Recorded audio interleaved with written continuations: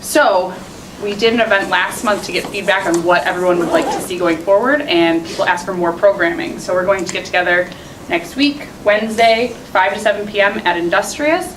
5 to 5:30. From 5:30 to 6, we'll be doing like group breakout sessions. Otherwise, it'll be open networking, getting to know each other, having a couple drinks maybe. And the facilitated discussions we're going to be having are talking about a follow-up to what DP presented about earlier this month at Culture Community on branding and culture. How does your brand and your culture go together? What comes first? And so really diving into that. Yeah. So it'll be really fun. Yeah, I'm excited. What day did you say that was one more time? Wednesday. The Next week? 29th. 29th, yep. Yep. Next week. 5 to 7 at Industrious. Yeah. So other than that, I mean, that's pretty, Sponsors. well, right. But for announcements, and that's Yeah. it for announcements. Okay, as always, we like to thank our sponsors, Field 59 in the back, the Library for the Space, Old National Bank, and Crescendo Coffee for helping us out and making this event happen on a weekly basis and not fall apart. For the most part. So we've got a lot to celebrate, lots to be thankful for. Do we have anyone new to 1 Million Cups today? Oh, Yay! Welcome to the community. And you sit in the back. Really You sit in the back. There's usually a lot more people and a lot more It's probably safer sitting in volume, the back. I would say. Yeah, it's Louder. really not. You come back. This But is great, welcome, but come back. welcome to 1 Million Ceased Cups. all We meet, We implore we you. meet every single Wednesday, 9 o'clock in this room, and we like to compare it to Dolphin Tank instead of Shark Tank. So we bring up startups and they present on their company, and then we as a community ask questions, and then also there's always a community ask. So whoever's presenting will always ask the community, you know, I need help with a marketing strategy. Does anyone know anyone that they can connect me to? Or I really just need to get the word out about my company. Can you help me spread the word? DP So is it's very our community resident focused. punch your baby in the face. That's I was right. gonna say, we That's get on we get a camera, little too. Shark That- Tank. that's- We get a little Shark Tanky. Some people Yeah. turn to sharks every now and then, but we try to keep it very dolphin. That's why we have the coffee. Oh, and let's go get more coffee. Yeah. Speaking of coffee, feel free to just get it whenever. We're very there's casual plenty. here. But other than that, we will start with introductions. We always introduce ourselves, name, company, kind of your role. And if there's any announcement, DP, I just wait for DP and then, follow his lead because he'll He'll line up what you should do. Oh, there it is. Here it comes. Here it comes. Just kidding. I'm happy to start. My name is Julianne Selesky. I do business development with the Madison Club downtown. With 1 Million Cups, I am the resident sign bringer and cord bringer and host, MC. My name is Diana Pistrana. I am with M&M Office Interiors, and I do social media. So I missed last week because I was in a small fender bender. And I did watch the live stream though, so thank you Field 59 for having that available to us. And I saw that there was a discussion on our hashtag. And I'll bring this up next week too when there's more people here, but I did reach out to the Kauffman Foundation and we are hashtag 1MC Madison. So no, none of this double M, none of this anything, 1MC Madison. So while you are social mediaing your event today, hashtag 1MC Madison. And then I picked up the coffee this morning at Crescendo, and like you guys, these are like the nicest baristas I've ever met in my life. So if you guys have a chance to frequent their facility, they have been a really good partner for us and great space. So that's me. And Michael's gone, obviously. Yeah, Which is why I didn't. Michael is here in spirit. He's still alive. He'll be back next week. To be clear. He's just on vacation. Like, God bless him. I'm Leah Rowe. I'm in charge of finance and operations and people ops at HealthFin for a health IT software company here in town. I'm also the founder of Culture Community and the co-founder of Maven, Military Affiliate Virtual Assistant Network. Yeah, welcome. You'll go last. Me? Yeah. Oh, no. Hi, I'm Theo. I do a lot of jiu-jitsu and graphic art and marketing for jiu-jitsu schools, and I do a lot of painting of, a lot of jiu-jitsu paintings and sell them to people online. So, Awesome. yeah. Welcome. Andrew Gonzalez, Old National Bank, Commercial and Business Banking. I'm Brian Davis. I'm actually Old National Bank downtown as well, and I just run the downtown office. no big deal. Nope. NBD. I'm DP Knudten. That's all you get. Listen to my voice today, it sounds very sexy. My company name is Collaborator Creative. It's a good name because I collaborate creatively with a wide variety of individuals and companies on everything from custom writing to full-bore nonfiction branding. I most recently co-authored the book Ratoma, the ROI of Social Media Top of Mind. Absolutely Yes. shameless. Yeah. How is Absolutely this the shameless. first we're hearing of it? Yeah, with Spencer X. Smith. And last week we launched the Ratoma podcast as a companion. So look for the Ratoma podcast on Stitcher, iTunes, or wherever you get your podcast goodness. Are you looking into the camera or? I am. So. Play to your audience. This is why I sit next to you. Yeah, I know. My first order of business will be to hire DP to do my voicemail message from now on. That could be like your promo. I'm Jason Nachreiner. The name of my group is Ridgetop Consulting, technology consulting, in 2 areas of emphasis, which are communications and cybersecurity. And I don't have a book, but I'm going to get a signed copy. I'm going to have you sign my copy, because Spencer did, so now I'm going to have the 2 of you. And You then bought it from Spencer? No, I bought it from Amazon. Oh, I wanted to be on the list. good. Amazon started review if you feel it's worthy. Right, see, there's always a reason behind the You guys are like an madness. old married couple. Yeah, well, a little bit. And so that's my story, and I'm sticking to it. All right, Raphael, do you want to introduce yourself? Rocky, get up. Yeah, just Say say your hi. name. Hello, Just say your name. Turn over. my your name video. is Raphael and I go to school. Good answer. Okay, just tell me. Just say your name. My name is Chloe and I go to school. It's like for the first time. But Good job. Yay, welcome. Yeah, it's their first 1 million cups too. They didn't raise their hand, but. Sorry, DP. Good morning. Excuse me. My name is Alex Ryan. I'm the founder of Prairie Light Solar. It's a renewable energy finance advisory company. Lucas, startup team strategist for Starting Block. You guys. My turn? Brad Loebner. I work with Northwestern Mutual, own my own financial planning business, and have a background in organizational development, entrepreneurship. So I had a conversation with Diana, and she's like, oh my God, everything you're saying, you got to come join us. So well, I'm here, want to see how I can contribute. Yay, come back. Yep. As well. As enjoy. Sorry, go ahead. My name is Jonathan Solari. I'm the Major Gifts Officer for Planned Parenthood of Wisconsin. Welcome. My name's Courtney Nelson, and I have kind of 2 hats. I'm the Executive Director of Downtown Whitewater, and then I am also a freelance designer and scenic artist. And I'm Derek Kepler with Field 59, and we're an online media platform for newspapers, broadcasters, and TV stations. So, because Michael's not here, we don't have the mugs. Oh, we don't have mugs. We'll bring them. We'll bring them next week, so you'll get a mug. You have to come back next week. Okay. And grab your mug. 'cause Thank that's you. important. And then you have to pick someone next week who's going to get a mug for asking a good question. I seriously want to hook up on I know, Can I get a mug 'cause I'm but- an organizer? Yeah. What? I said I seriously want to hook up on these mugs. Can I get a mug because I'm an organizer? Yeah. We'll see. You just have to put it. You just have to put it. Oh, sorry. And here's Matt, our presenter. Raphael, Lucelli, would you guys be volunteers for me, please? Raphael, would you give one of these to everybody in the room? One to everybody. And Lucelli, would you give one of these to everybody in the room, please? Yeah. Go ahead. Thank you. Thank you. Thank you. welcome. Thanks, buddy. I got that. First, they forget mine. Oh, no. That's what Nobody. Thank you, sir. Here you go. I don't think I gave you enough. Right there.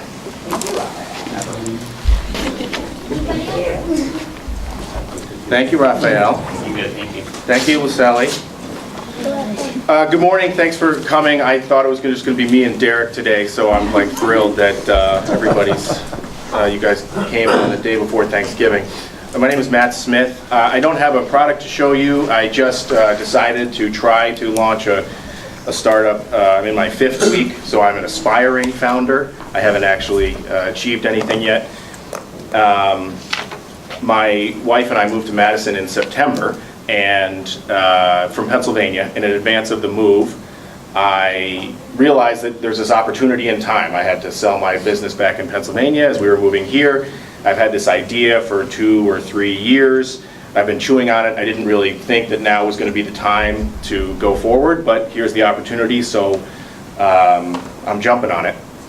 I have 2 asks for you today. One is to help me with my elevator pitch, my spiel, and so I've given you pen and paper. If there's something that resonates with you, you could write that down. If there's something that you don't like and you're like, scratch that, then you could write that down. The other thing is I'm currently in my product validation phase, which means I'm trying to talk to real people about whether my idea has any merit, what they would use, what they wouldn't use. And so if you'd be willing to talk to me and spend 10 to 15 minutes on the phone with me, you could put your name and contact information. I would definitely give you a ring. Or if you can't help me, then maybe you know somebody else who could, and I'll explain sort of who I'm looking for, the profile I'm looking for at the end. So my business idea is software as a service for the workplace. I think it falls under employee engagement or maybe performance assessment. It's a feedback app for the workplace, but not work-related feedback, interpersonal feedback, like feelings-related feedback. And as our feelings are positive and negative, this feedback could be positive or negative. A tagline that I sort of imagine for the future, because I don't have any name for the company, it's like Matt's LLC at the moment. The tagline I have is in my head is feelings at work. I don't know if it's going to stick or not, but that's kind of how I think about it. The rationale is that companies are largely aware of the role that emotion plays in consumer behavior. If you're buying an iPhone or a car or a house, if you're choosing a college or university, we understand the role emotion plays in consumer behavior, and yet we somehow tend to ignore the role that emotion plays in the workplace. If I tell you, Theo, if I say, Theo, be professional, part of that connotation means be unemotional, be detached about whatever the situation is in front of you. I appreciate professionalism, and I get frustrated when people aren't professional, but I also want to be able to be myself at work. And I think that being able to express some of my emotions about workplace-related issues is part of that. This app is really designed for post-millennials, for the kids today. They represent about 25% of the population. They're bigger than millennials. They're certainly bigger than the boomers. If Gen Xers today are in their sort of late 30s, that puts millennials in their mid-30s to about 20 years old, which means these post-millennials are late teens to about infancy. My daughter was born in January. She's probably on the cusp of post-millennials and whatever comes next. I think we're also calling this generation iGen or Gen Z. Defining events for this post-millennial generation. They don't remember the economic boom of the 90s. They grew up in the aftermath of 9/11, the terrorist attacks. They grew up remembering the release of the iPhone in 2007 and the spread of smartphones. More broadly, they grew up during the Great Recession. I raise these 3 events because the characteristics that I'm focused on for the purposes of my company are twofold. The first one is that post-millennials are highly oriented toward their devices. You don't need to be a researcher to understand this one. We've all seen it. The second one is that they're highly anxious. There's been a lot of research coming out this year, in fact, talking about how anxious generally kids are in this generation, more so than millennials, and certainly more so than the generations preceding them. My hypothesis is that these kids are going to need way more feedback in the workplace than we are used to giving right now. The way that we give feedback in the workplace, the amount of feedback that comes from the manager-managee dynamic is not going to be sufficient. They're going to be constantly asking, how am I doing, how am I doing? And we're going to be needing to give them feedback all over the place. And they're going to want to be able to say how they feel about how things are going. Similarly, I think their ability to compartmentalize, here's my work life, my recreational life, my home life, I think that those walls are going to be falling down, and they're going to want to be more and more of themselves at work, which in part means being able to express their emotions. So here's my big idea, lest you accuse me of having a feature and not a product. I think that this software is going to elevate to the level of importance of email. I don't want to take the place of email or Slack, but email and Slack are for work-related information, and I want this software to exist for feelings-related information, so that can also there's a mechanism, a generally agreed upon mechanism for that information to transfer between colleagues in the workplace. And I think that 10 years from now, workers are going to use software like this as a proxy indicator of how the company feels about its employees, thinks about its employees, and they're going to be drawn to companies that are using this software because it's an indicator that the company cares about the whole person, not just their productivity, but also their personality. And conversely, companies that aren't using software like this are going to be saying, we don't really care about who you are so much, we more care about you being a productive member of our workforce. So we want the sort of the professional, but not the personal. At any rate, that's my big idea, and thank you very much for your time.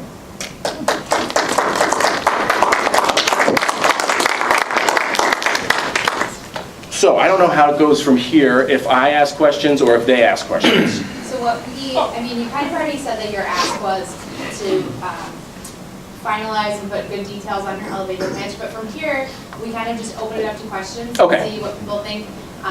Your presentation was perfectly short. And so if you didn't touch on anything, I can honestly guarantee that these folks will catch you and ask questions. So, In a very nice net. way. Deep. Theo. Okay, so this has come up in a conversation I've had with somebody else who has a little bit more expertise than I do. But it sounds a lot like what you're talking about is gamification and feedback of employees. I mean, you're looking at sort of gamifying, which is kind of a buzzy word, I guess, of like the emotional state and how that relates to productivity.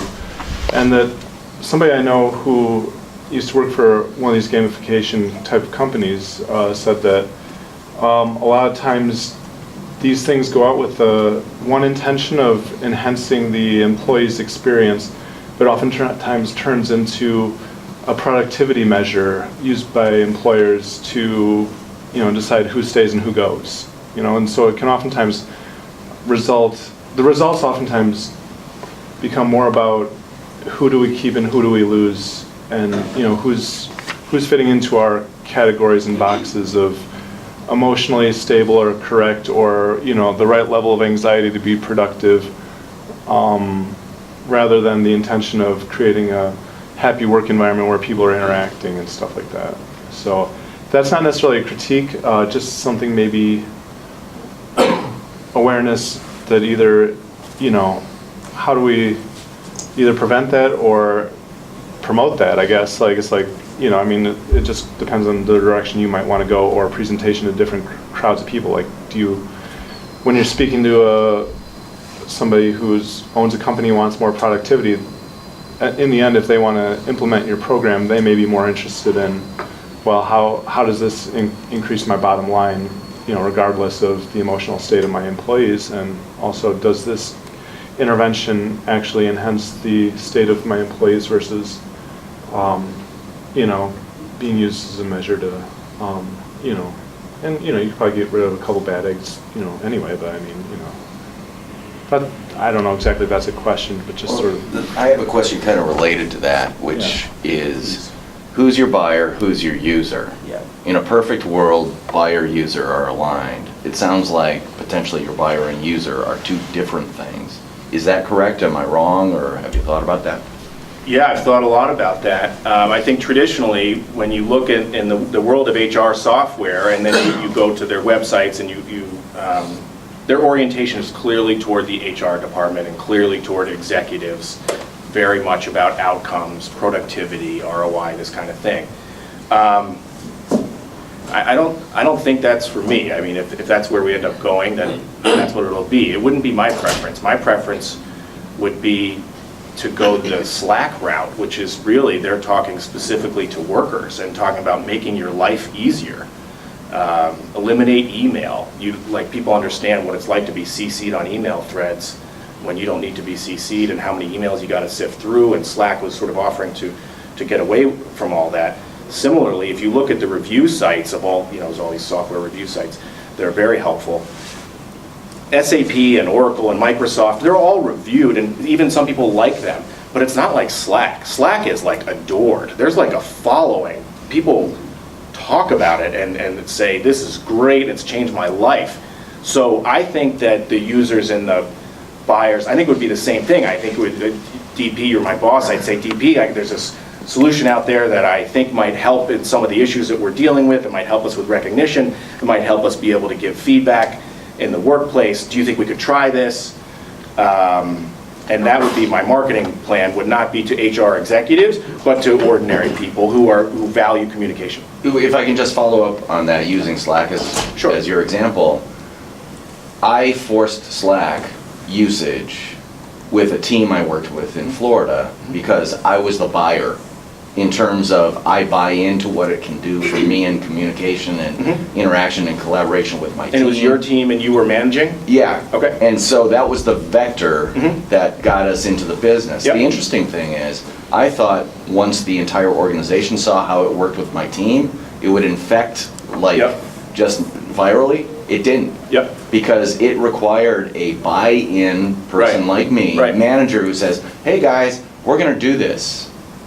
And it's not a if you want to buy into it. Right. It's we're doing this. So you need that kind of buyer authority to get users to try it, and then maybe they love it and it grows from there.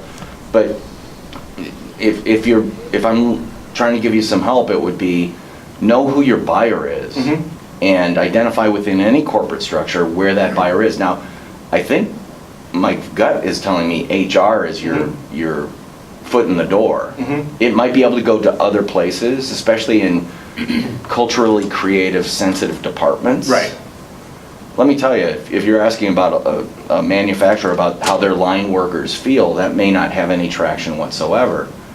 But if you're in a culturally creative, organized, or oriented company, knowing how to keep, attract, and retain those employees is incredibly important. Thank you. Thank you. No, Leah. sir. I'm sorry, Leah, and then Lucas, and tell me your name? Brad. Brad. Leah, Lucas, Brad. Have you researched competition to your product? Yes. Who do you think are your biggest competitors? I think the enterprise companies are probably, for example, there's Third Space over in Madison.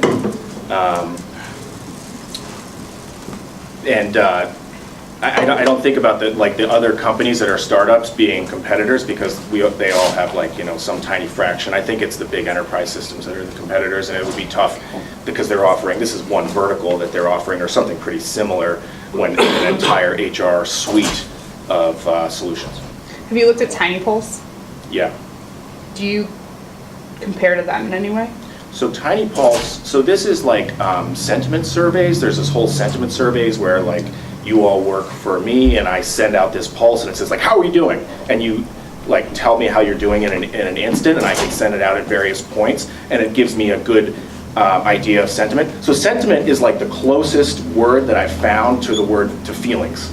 That's as close as we get. It seems like kind of a euphemism to me for something that is useful for executives, where I just want to talk about feelings and emotions, and actually what they are. I don't care about the metrics, although I will sell that to executives. It's more about the actual feedback that I'm giving and receiving. It's not going to be public for everybody to see. It's not like public recognition and rewards, which there is lots of people in that space, where tell me your name again? Andrew. Andrew. So I give Andrew kudos, and those kudos over time add up to Starbucks or Royal Caribbean or something like that. Brad? Thank you. No, sorry, Lucas, and then Brad. Yeah. That actually kind of answered my question. You had mentioned that it was going to be a SaaS product is what you envisioned, Yeah. and I was curious if it was going to be software-based or survey-based, where you sent out internally sent out the survey to ask the question to the employees about it. No surveys. So just straight up like a product. Yeah, software. So Lucas, I have a background in teaching communication in person to kids, so that's where this idea came from. And what we found with kids is that you have to bound them very tightly in order to have them give good feedback. So it's Lucas, I felt supported, today at 1 million cups when you talk to me about my idea. It's like fill in the blank. And that's what this would be. This would be really bounding people about what they can say. They can't go on and say all these stuff. It's like character limits and fields, and eventually there's going to be AI that's coaching them about, are you sure you want to say this? And there's going to be ratios about how much positive and negative you can give. So I would just log on to the software and say, Lucas, I felt supported today at 1 million cups when you talked to me about my idea. That's it. Brad, and then Diana, and then Derek. And I might have missed this when I said Nope. that, so I apologize if I did, but I was kind of the same with DP said, like, Yeah. who's the buyer and who's the Yeah. user. So with surveys like that, a lot of with the culture, you do a survey. I've been through that when there's organizational stuff going on. You do the survey, you know what's not working, you say it, you don't see any change. So as an employee, if I'm going to use it, at some point, if you don't have a direct, what I don't hear is a direct mechanism, okay, HR is using this, I'm getting this feedback, what are they going to do with it? Is it, I don't feel No, good, supported on HR this is not project? here. Sorry, I didn't mean to interrupt you. No, but what I don't hear is, like, as a user, I'm giving this feedback. If I'm going to use it as an app, Yeah. I'm going to expect immediate something back. So there is, if you're giving me feedback, whether it be positive or negative, I have a chance to respond to that, but it's not going to HR. It's not designed to go to HR. It's designed to come to me specifically as your colleague, based on whatever you have to say. Sure, but that's what I'm not hearing, Yeah. and maybe that's what you're working out. Go ahead, sorry. I'm, as a user, I'm saying, I felt supported in this meeting, and I Yep. didn't feel supported Yep. in this meeting. It goes to somebody. Yep. If you're pointing to millennials or post-millennials, if they want an app, they also want immediate feedback on something. Right. So me as getting that colleague, what am I going to do with it? Because in some ways, I can try to be the most great with everybody. Everybody's responsible for their own feelings. Totally, 100%. With performance, I can feel like I'm going to throw up and be anxious, Yep. and still go produce results. So I think that's what you got to look at. What's the intent, and then what's the response time? Because if they don't see something quickly within the first couple times they use it, they'll just stop using it. Okay, I do definitely struggle with implementation strategy. The before makes sense and the after makes sense once it's cooking, but I agree with you that the transition into a company is something that I'm struggling with. Right. So that's what I look at, is how me as a user I'm going to use it, and then as a colleague, what do I actually do with that? Yeah, thank you very much. Diane, and then Derek, and then Jason. So this is a little bit of a pivot, and so workplace wellness, further getting involved with your employees, that's not going away, that's not a trend. I think you're right to hit on that target. But with the generation you're trying to get their attention, they're not quite in the workplace yet. Have you considered schools? Because I feel like there's a really high value of information. This isn't a, do I continue to employ this person? It's this person's attending my university or my high school or my grade school, and I want them to continue to attend because attendance is important. So there's a bit of servitude from the people who are receiving the feedback. Servitude? And What does that mean? Servitude, like we have to serve our members, we have to serve our clients are Okay. the students. So it's a little bit less of an employer, Yep. you work for me, it's, we work because you're coming to our school. I think that, this age of students, you're right, there's a lot of anxiety as far as like, am I being heard? And this would be a great way of voicing it and then bringing that together and saying, statistically, where is our student base? Is our student base satisfied? Are they angry? Is one particular teacher having issues? I mean, like, I could see administration really eating something like this up, especially if it's in a social media type format. Kids are already used to using it, So it's kind of bringing Facebook, the complainings of Facebook to the university themselves at their feet, So I think that, I don't know, have you considered schools and students as a target market instead? I think you could really bring a valuable feedback way to them. Yes, I definitely have. And as a person who believes in communication, and certainly as a foundation for leadership, I think that communication matters in all facets, in our marriages, in our families, in our church groups. I mean, it matters everywhere. I think that for the purpose of the company, I decided to focus on the workplace because I think that's where I can most easily monetize, because there's benefit just to the basic app. It's a freemium model is the one I'm imagining. There's benefits to the basic app, and then there's also executives who want to know what the heck is going on and what it means, and so they would be willing to pay for for the data. I absolutely agree with you about schools. I just don't understand quite how I would monetize that because schools don't have a lot of money for this kind of thing. So in the same way that Slack has been co-opted, that's not a good word, but like adopted by all sorts of, like there are families that are using Slack because it makes it easy to keep. I think that this could similarly be doing that. I think for my focus for the company, I'm oriented toward the workplace. I certainly could envision a time when I'm like, you know what, this isn't working, we're going to universities. Yeah. Or even high schools or I think grade they schools. have a bigger budget than you think, though. Yeah, and I mean, like these two, it would be nice to know live what our students are thinking. You know, what is the 8th grade class at their school? What's their emotional state? And a lot of schools don't have access to live information. They're getting surveys after the fact. They're doing paper surveys. Like, this could be something that could really benefit them quickly. Yeah. That's a good point, because millennials are all becoming parents, so we want data, we want, you know. And I would love to see, stuff like that. I mean, now granted, these guys are probably a little, but you could make the app emoji-based for a young age. I mean, There's the gamification piece right there if you went that route. Well, and if you look at it from the point of view of administration, like a principal can't be in every class. no. So they can't be judging the morale in every class. Like, I'm just looking at it from the point of view of one of my daughters. All of a sudden, your data, you know, you talked about using artificial intelligence. You've got this group of data that's pretty regular, that's learning what is regular, and then all of a sudden the 6th grade class is plummeting.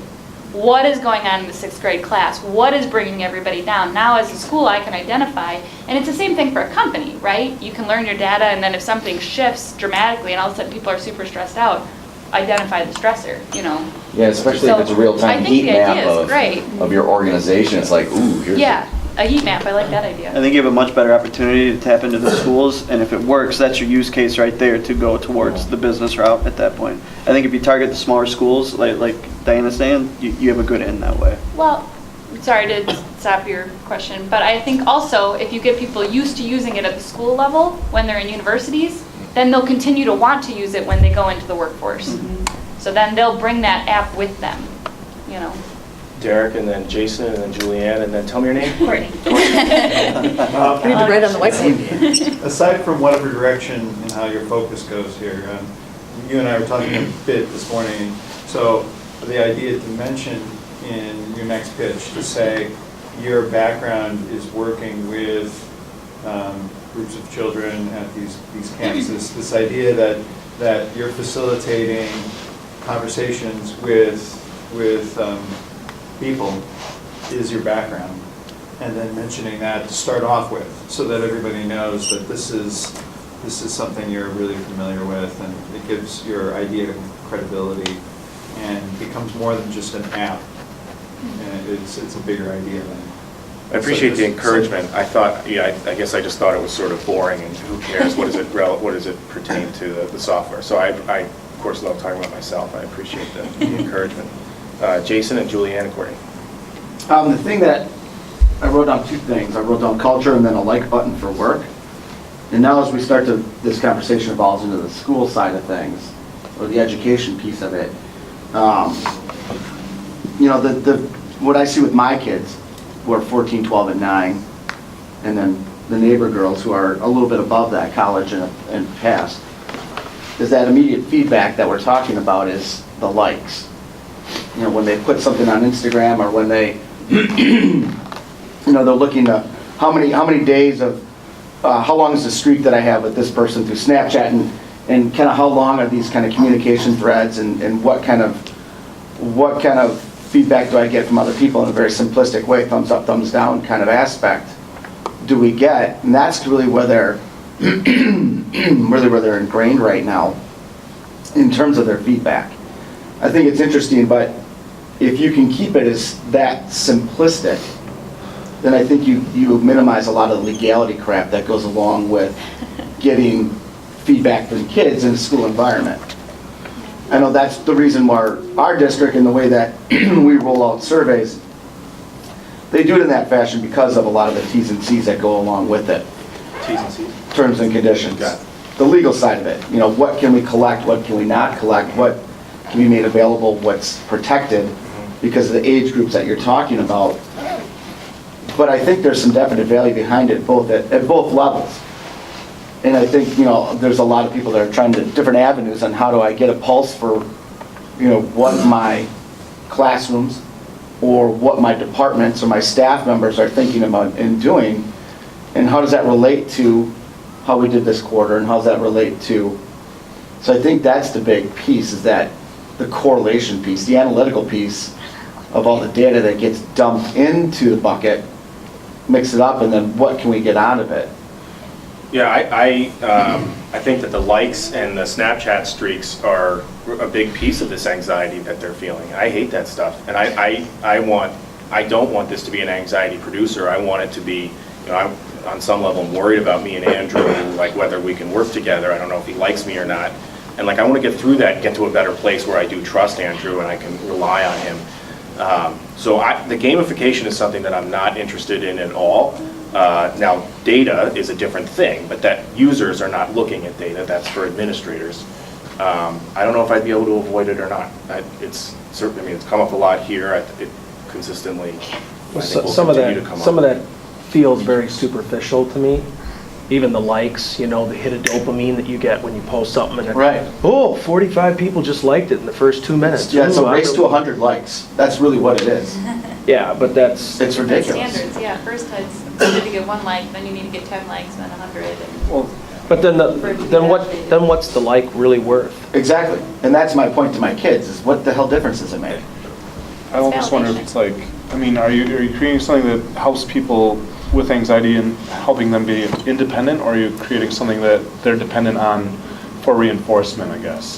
Kids have become dependent on these devices and what people that, whether they really know them truly or not, they're in a circle with. Right, yeah, they're the ones that are, So that ties into my question, which is, I don't have kids in this age and I'm not this age, but are we teaching them to actually communicate, or are we teaching them to, I don't know what we want to reinforce, or does it matter anymore that we don't know how, because this is the new way to do it?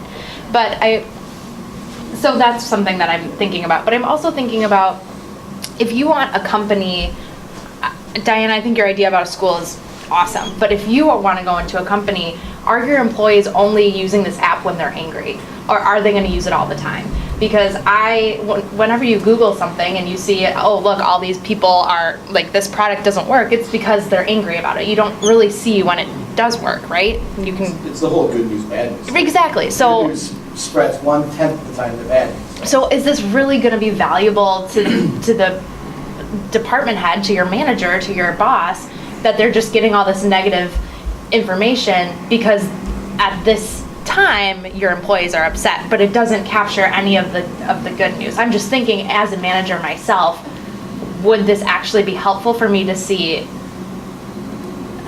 Is it going to give me a well-rounded picture, I guess, is my point. Of course my employees are angry. Yeah.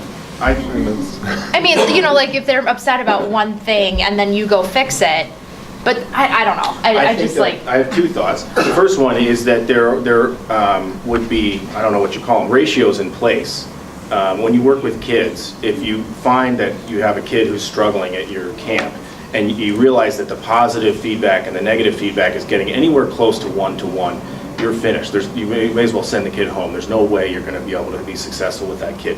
The positive has to outnumber the negative by 5-to-1, 10-to-1, 20-to-1 for some kids. It really depends. I think adults are not that much different. And I think that there would be a ratio in there about what Julianne can give. Julianne, you can't give another negative until you start doling out positive. Not to the same person necessarily, but there would be constraints in place. So that's number one. It would be annoying, but it would teach people to give positive feedback. I mean, recognition, we say, is a really important part of leadership. You can't just go around cutting people who you don't like. You've got to catch them doing things that you do like and recognize them for that. We're not very good. This is my spiel for kids. We're not good at this, so we're going to practice recognizing our friends. The second thing I would say is that it's the positive stuff that's really going to have the impact at work. It's not the negative. Negative is what people focus on because it's scary and I'm awkward and I'm nervous and what if somebody doesn't like me? But it's the positive stuff flying around the office that I think could have a greater impact on culture than working out the negative. But then isn't that you have to make someone do 10 nice things? Isn't that then just become what a like is, and it's not really all that authentic? If you're If you're requiring giving that. me, I mean, you'd then have to give me feedback that is positive, that nobody else is going to see, that you've just sort of mailed in.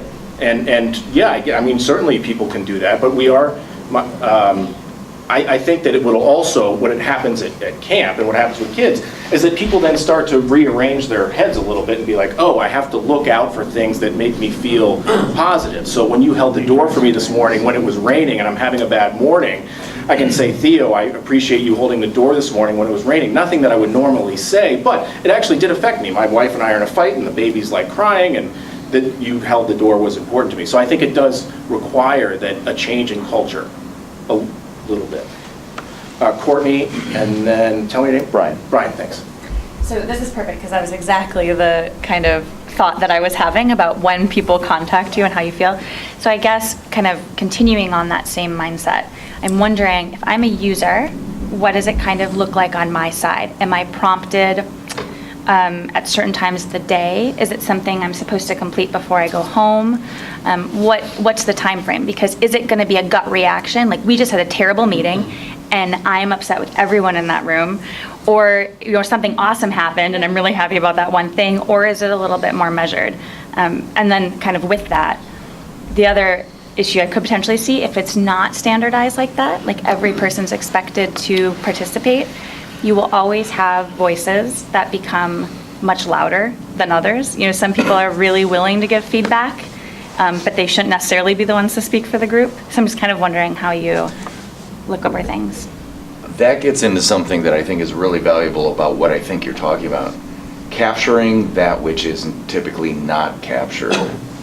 That is not said. We all know squeaky wheels. I look in the mirror sometimes. Hey, right here. Yeah, come on. But if you're a business and you've got valuable people that you want to retain who are not giving you feedback on a bad manager or a toxic environment or a challenging situation, that can be really valuable to get that information before that valuable person leaves. So capturing that uncaptured stuff. The other thing I would just want to say is, fear not gamification. Gamification is a technique that drives usage. It's not in and of itself a thing. It's a technique to get people to actually use your thing. Games are fun. Fun things are engaged with. I appreciate it. Yeah, he just turned around and said games. So, hold on, I want to get Courtney and then Brian, and then we'll back to Jason. I just want to say that I really appreciate your point about recognition of strengths. I think that we're pretty good at evaluating hard skills. We're pretty poor at evaluating soft skills. If Brian's my boss, my soft skills are basically whether Brian likes me or not. And that's important, he's my boss, but it's not the entirety of my soft skills. And I think that if you have two people in an office, you have DP, who's this hotshot engineer who's like our star, and you have Courtney, who we're not really sure what she does, but she's been here for a while. So DP is great and Courtney's like, eh. And then you sort of look at this data, and what you find is that actually DP's like regularly in conflict with people and not really resolving conflict. He's kind of divisive, in fact. Meanwhile, Courtney seems to be connected to like everybody in the office. People are coming to her. Maybe Courtney has like more value than we sort of recognize. And maybe DP's like not quite the hot shot. It's not like so black and white. So I think that this could help with that kind of thing. Brian, and then Jake. And then Jason. Brian, and then it's almost time to go, so Okay. go ahead. Okay. Jeez, I get to end it, okay. A couple of things. This is just going back to where I think, not to pile on the school thing, but I've worked for very, very small companies. I've worked for very, very large companies. I think one of the problems you're going to run into is that something like this, a good manager probably already does. Agreed. Now, the problem is that if you take and give this to a bad manager who would have something like this, it's going to blow them up because they don't know how to do this anyway. Right. So when they can't talk to somebody face to face, Right. getting pinged Right. by 20 people, they're not going to handle that right. It's very unlikely that all of a sudden they're going to become a better leader of people by getting kind of pinged all day long. Most likely people in that situation don't all of a sudden become good based on that. The other thing to think about, and this is just from a selling standpoint, to like if you're going to go like a corporation, like a bank or something like that, something to think about. If this data is, again, collected by nobody, or it's not really out there, you gotta be careful, because if I'm an employee and I am now forced to say good things about you in order to say something bad about you, as a manager, I can now validate firing you and saying, well, look, you liked me. You had to say 10 nice things about me. Or as a manager, if I have to say 10 nice things about the employee and now I have to let them go, they can go, well, look, here's all the screenshots of him saying an amazing job I did. Interesting. And as a result, HR is going to look at it and go, well, wait a minute, you can't arbitrarily say, well, if you're going to say something bad, you have to say something nice, because they don't necessarily want that out there. There's no negative down the chain. Gotcha. You couldn't Okay. manage through the app. Okay. If you're my So- boss, you gotta okay. tell me So face to if you're face. going up the line? Up the line is fine. Gotcha. Or horizontally. And then the argument's going to be, why are you sending to that person via an app versus going and speaking to that person directly? Which is my point of, Great. you guys can't communicate. Like, this is Yeah. enabling people to no longer communicate. I would take another tack. I mean, I think if communication is happening in the workplace, then great. If you don't need it, fantastic. Don't use the app. I think that highly functioning workplaces are. The thing that comes up in the product validation is this term that I didn't use, but they keep using as threshold, is like, it gets me over the threshold. The point is to bring us face to face. And I just am like awkward about saying it, so I would say it, and then we can get face to face and talk about it. But it's the threshold that is tough. So this is more about just getting an employee saying like, man, that felt weird. Hey, Brian, can I talk about this? So it's It an was employee weird. engagement opportunity. Employee engagement.